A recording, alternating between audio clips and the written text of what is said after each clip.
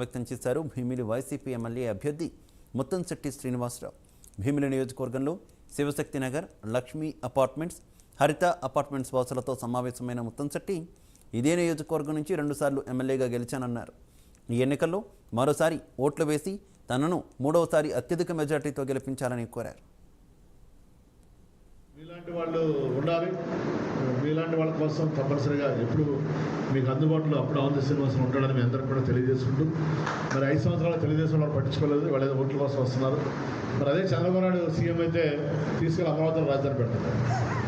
So కాబట్టి మన అందరం ఏ సమస్య ఉన్నా మళ్ళీ అక్కడ అమరావతి వెళ్ళాలి, ఏ ఫ్లైట్ రైల్లో బస్సు పడుతుంది. అదే ఇక్కడైతే మనకు హ్యాపీ, మేము అంతే కదా. మన కూడా మీ ఇష్యూ ఉంది, ఫర్ ఎగ్జాంపుల్ కూడా ఏ ఇష్యూ ఉన్నా అమరావతి అంటారు. మన అమరావతి ఎప్పుడు వెళ్తాం, ఎక్కడ వెళ్తాం, రైలు నేనే యాజ్ ఎమ్మెల్యే మినిస్టర్ నాకు వెళ్ళాలంటే నాకే ఇబ్బంది.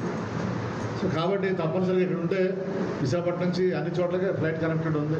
దేశంలో ఎక్కడికి వెళ్ళవచ్చు, క్యాపిటల్ ఇక్కడ ఉంటుంది, సీఎం గారు ఇక్కడే ఉంటారు, అన్ని రకాలకు కూడా మనకి అవకాశం ఉంటుంది. కాబట్టి మీరందరూ కూడా బ్రాడ్ మైండ్తో ఆలోచించి, ఎందుకంటే అండి విశాఖపట్నం 15 ఏళ్ల క్రితమే చంద్రబాబు క్యాపిటల్ పెట్టుంటే ఈ హైదరాబాద్తో పోటీ పడి సత్తానగర్ ఉంది. మీ అందరూ హైదరాబాద్ చూశారు, before Shamshabad airport, before outer ring road, ఇవన్నీ ఎలా ఉంది, ఇప్పుడు ఎలా ఉంది. సో అలా రేపు కూడా మరి క్యాపిటల్ అయితే వన్స్ విశాఖపట్నం అడుగు అయిపోతుంది. అయిపోతుంది 2 ఇయర్స్లో అయిపోతుంది.